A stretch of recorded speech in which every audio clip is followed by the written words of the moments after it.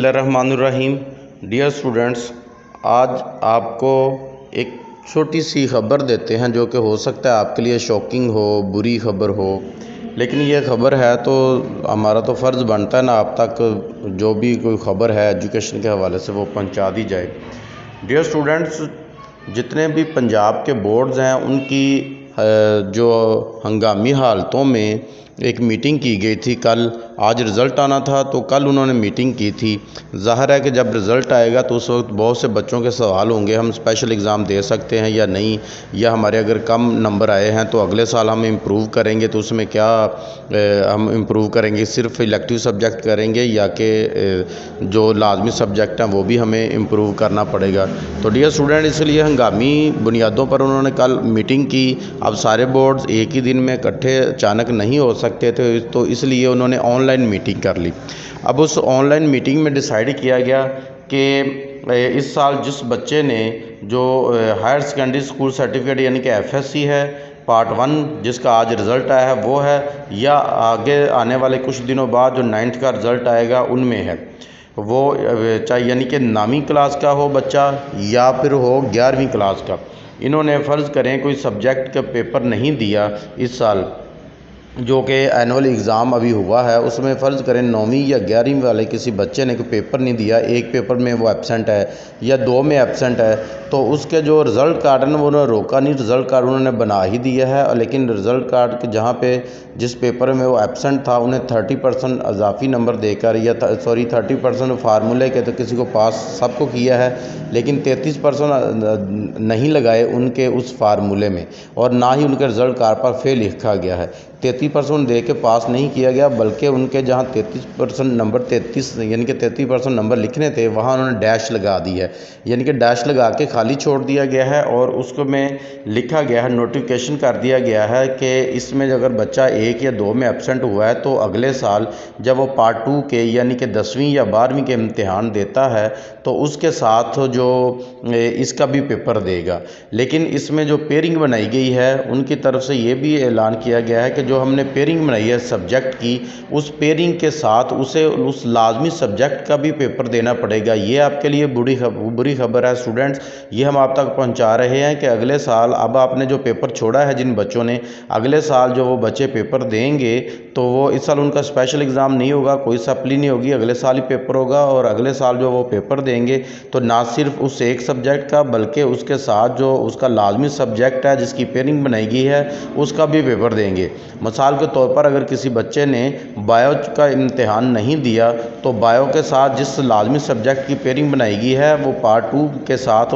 Bio का paper भी देगा और उसके साथ उसका जो लाजमी सब्जेक्ट है वो उसका भी देगा। और बायो के साथ जो लाजमी सब्जेक्ट रखा गया है वो रखा गया है उर्दू। इसी तरह केमिस्ट्री के साथ इस्लामियात है, और दूसरा अगर हम फिज़िक्स की बात करें तो उसके साथ अंग्रेज़ी है। तो डियर स्टूडेंट, इस हवाले से किस सब्जेक्ट के साथ कौन सा सब्जेक्ट रखा गया, हमारी एक मुकम्मल वीडियो है जो इस वीडियो से पहले ही अपलोड हुई है, यानी कि इस वीडियो से पहले जो वीडियो अपलोड की गई है वो इसी पर है, उसमें भी आप देख सकते हैं। और अगले साल जब आप इम्तिहान देंगे तो जो बच्चा इम्प्रूव करेगा, जिस बच्चे ने अब उसका रिज़ल्ट आया वो लेकिन वो पास है लेकिन सेटिस्फाई नहीं हो रहा अपने नंबरों से, या वो कहता है कि मेरे नंबर थोड़े हैं, तो वो ना तो अपना अब रिज़ल्ट कैंसिल करवाएगा ना स्पेशल एग्ज़ाम में जाएगा। वो उसका सिर्फ एक ही सोल्यूशन है कि अगले साल वो पेपर दे, और अगले साल जब वो पेपर देगा यानी कि साल दुवम के साथ, या 9वीं का है तो 10वीं के साथ देगा, और अगर 11वीं क्लास का बच्चा है तो वो 12वीं क्लास के जब पेपर देगा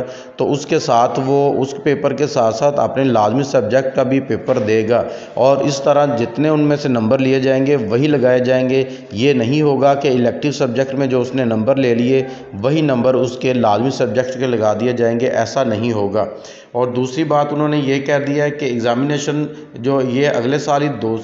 ये कर सकता है, इस साल ही वो नहीं कर सकता, और इसमें से जितने वो मार्क्स लेगा वही दिए जाएंगे और अगले साल कोई इजाफी मार्क्स इसके में नहीं दिए जाएंगे। तो डियर स्टूडेंट, इसके साथ साथ तो ये तो आपको के लिए बहुत बुरी खबर है, और इसके साथ एक और ख़बर ये भी है कि अगर फ़र्ज़ करें कोई बच्चा है और वो इम्प्रूव करना चाहता है, यानी कि किसी बच्चे ने कहा कि मैं इम्प्रूव करना चाहता हूँ, अब जो रिज़ल्ट आ चुका है 12वीं का और इसके साथ जो 10वीं का रिज़ल्ट आया है,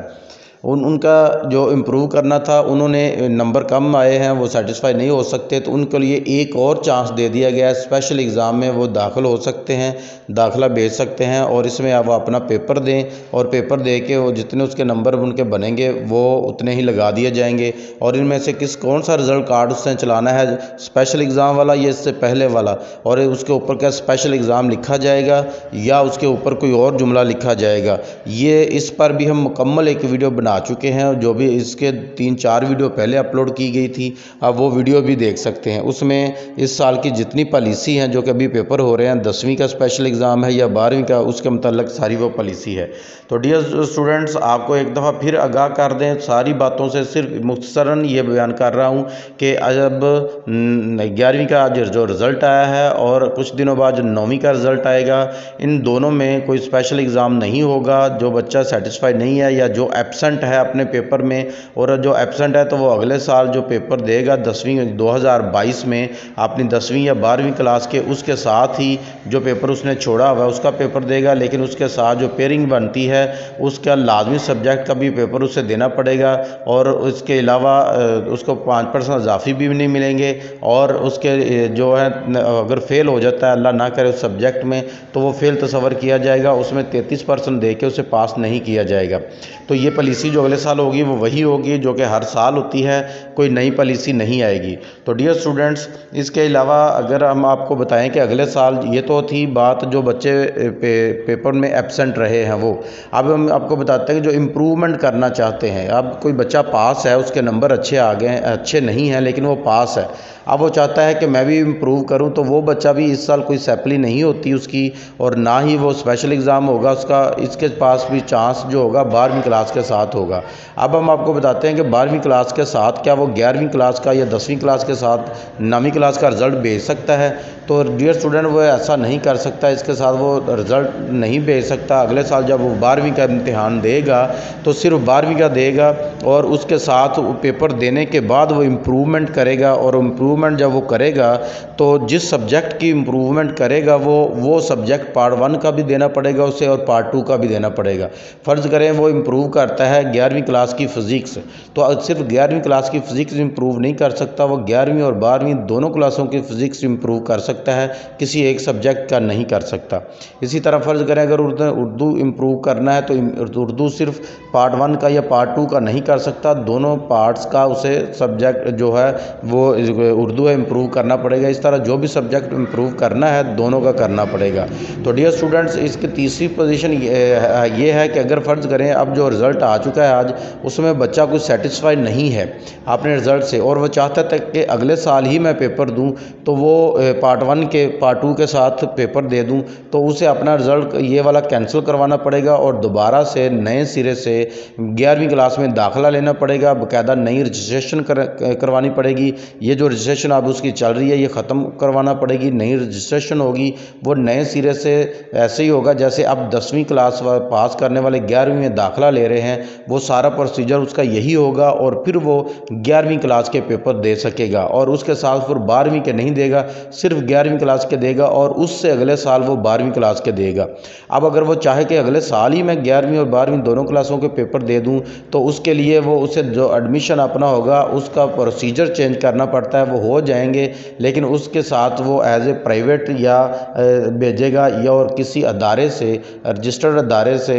फॉर्म साइन करवाएगा कि वो बच्चा यहाँ से प्रैक्टिकल करेगा और इसका हम प्रैक्टिकल करवा देंगे वगैरह वगैरह। इस तरह होता है, इसके अलावा कोई और चांस नहीं है। तो डियर स्टूडेंट्स, उम्मीद करता हूँ वीडियो आपको पसंद आई होगी। दोस्तों के साथ भी इस बात को शेयर ज़रूर कीजिएगा।